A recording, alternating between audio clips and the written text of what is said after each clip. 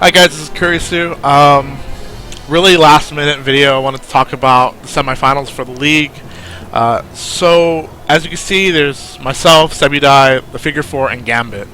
The last week was pretty amazing. If you go through my archives, you can actually see my game against Last Tape, which was really hectic. Again, Norse is pretty dangerous because of the type of abilities they have accessible to them, like Frenzy and Paladon.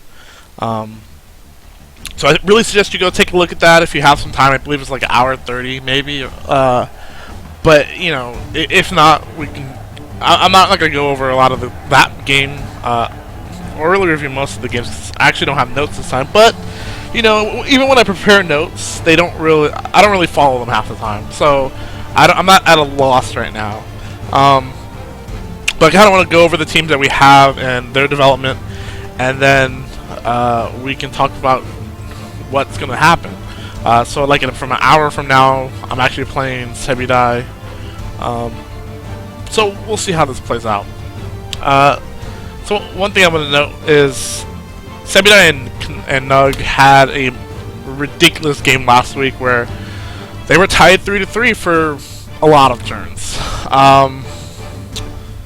They, I think, went to 39 turns, which is the most I've ever heard of a team ever going. And because in playoffs you don't tie, you just get tacked on more turns. It was actually funny to watch them post about it because they were like, yeah, like it's literally the song that just doesn't end. And then there was just, I don't know exactly what happened, but Sebudai just started bashing the hell out of Nug, and his whole team was like pretty much down off the field. But either way, you know, it sounded like an amazing game. And then we see Sadfish and Figure 4. You know, that game went obviously to Figure 4. And then Gambit beat Vaccine. I actually have a lot of player notes from each of the matches, but I don't really have the time right now to kind of go over them in great detail, unfortunately. I need to get some stuff done before my game with Sebudai. But I wanted to have this before the match just so that it's not, you know, super awkward. I've just been super busy with work on last week and haven't been able to do this recording for you guys. So let's see. So my team hasn't changed. I'm actually leaving this guy out. Although, after we're just going to do it here. Because, let me see.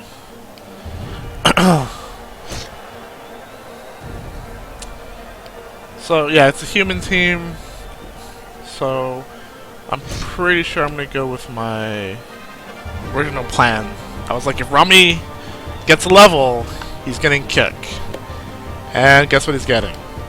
He's getting kick. It's kind of funny, the guy with Smash Ankle has the specialized kicking skill. But whatever. Actually, how much money do I have? Oh, okay, 340. That's pretty good. So as you can see, you know, my team value is straight up 1500. Not so much has changed on the team, aside from just getting the kick. I got away with not really taking any injuries, thankfully. I think if anyone was going to injure my team straight up, it would have been Last Tape's Norses. So I chanced out, I think. Oh, actually, I thought he did kill him. My God.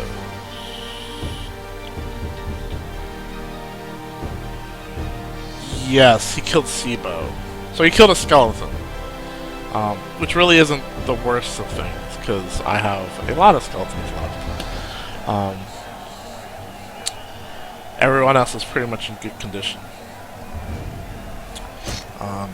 So Sebudai's team, let's see, it's a little higher than TV than mine, but it's not really anything that's I feel I need to worry about. He has low money, so I don't think he would be forcing inducements on me. As you can see, he still has a stable line of level 1s. He has really good catchers, as you can see. Like he has a level 2 catcher and a level 3 catcher, and so the catcher has block, sidestep, and dodge. So he's pretty much not going to be taken down. And this one just has block and dodge so far. His blitzers are really strong. I believe he was also a guard team. So let's see. Guard here, guard oh god. Yeah, this is the guy I'm actually worried about right now. And the guard mighty blow. I think this guy just... No, he didn't just level. And then you have those linemen, which just has dodge. Storer has pretty good skills, so I might have to... I haven't really played anyone with a super... Actually, no, I've only played one team with a super solid passing game. So this might be kind of interesting because it's a little outside my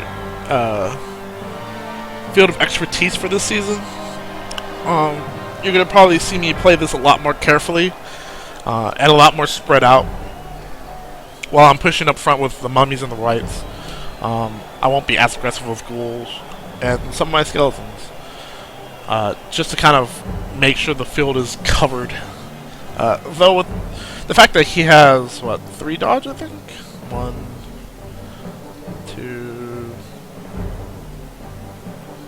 Yeah, 3 guys with dodge. I have to kind of be careful. Luckily, I have those 2 guys with tackles, so those 2 are going to have to do a lot of money plays for me today. So we'll see how that works out.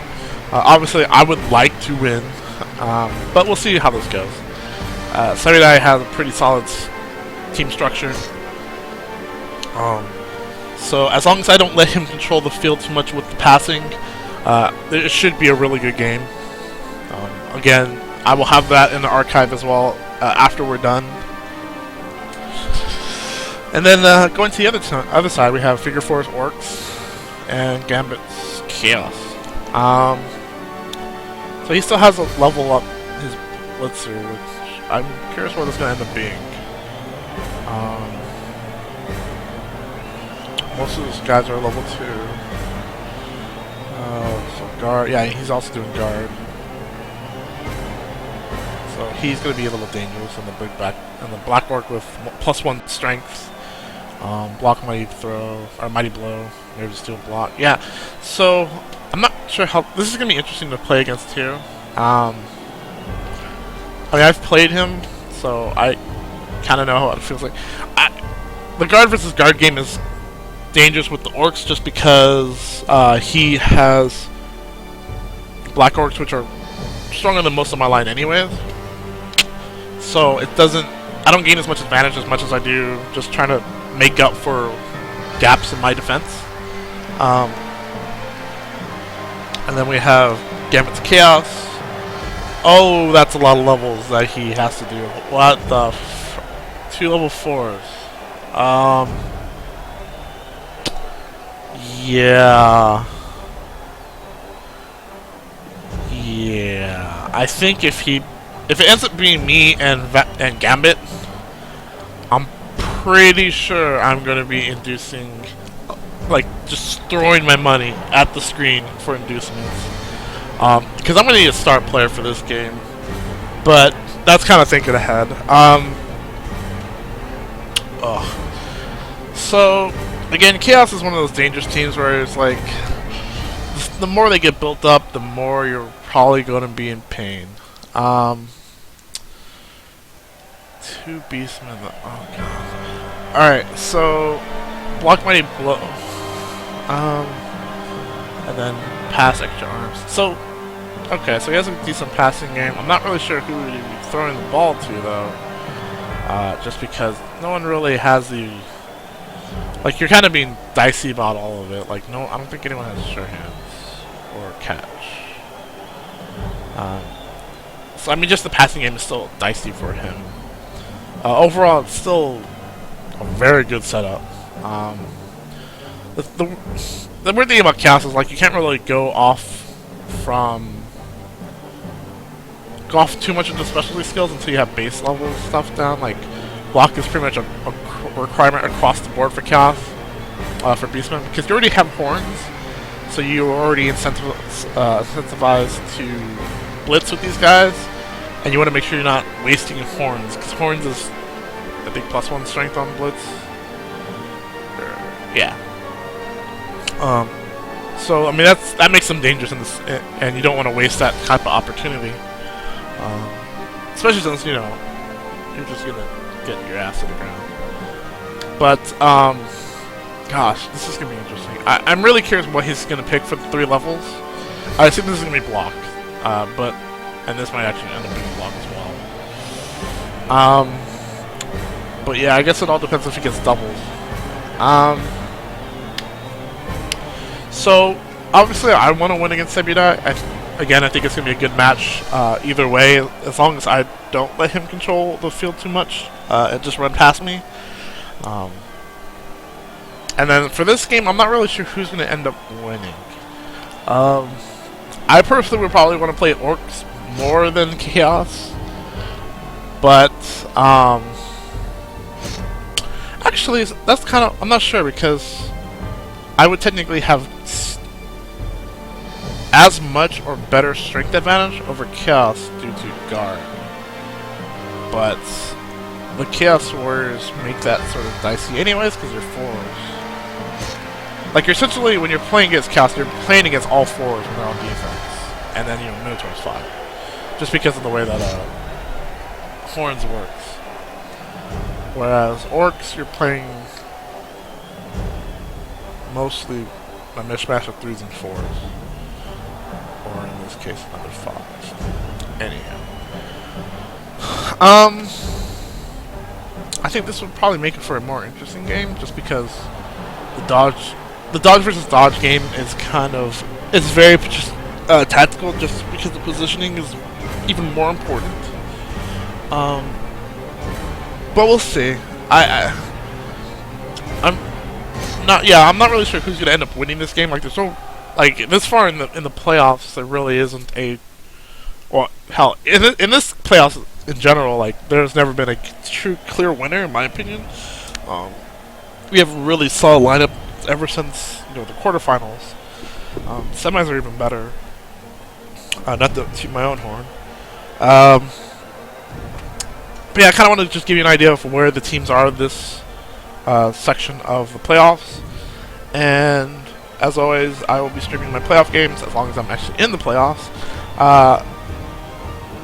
It would be nice if I got into the grand old finals, just so I can stream those for you. But we'll see how this plays out. I'm feeling pretty confident. I actually had my coffee and I'm wide awake now. So that is pretty much it. I will be playing in a little bit, and I hope you enjoy that game when it goes up on the archive. Yeah, as always, if you have any questions or suggestions, feel free to message me on Twitch. I will probably be doing another video of something sooner rather than later. Since Monday is a holiday, I might actually be streaming a little bit of Tomb Raider. But we will see what my schedule looks like, because I might be having plans made for me. Well, I might be having plans made, period. Anyway, see you guys. Hope you enjoy your day.